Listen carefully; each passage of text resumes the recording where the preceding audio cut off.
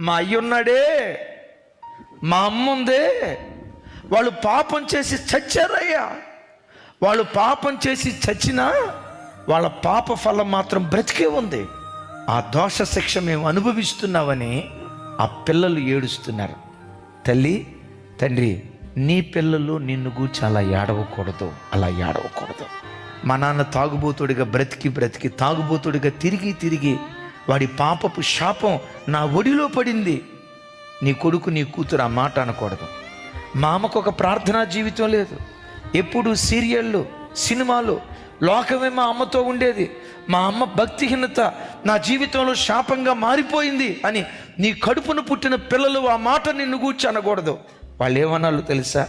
మా అమ్మ కన్నీటి ప్రార్థన పర్రాలయ్యా. మా అమ్మ కన్నీటి ప్రార్థనే నా తల మీద ఆశీర్వాదాన్ని కొమ్మరించిందయ్యా. మా నాన్న మంచి భక్తి కలిగినోడయ్యా. కూర్చున్నా లేచిన దేవుడు దేవుడు దేవుడని దేవుడనే ప్రపంచంలో బ్రతికేవాడయ్యా.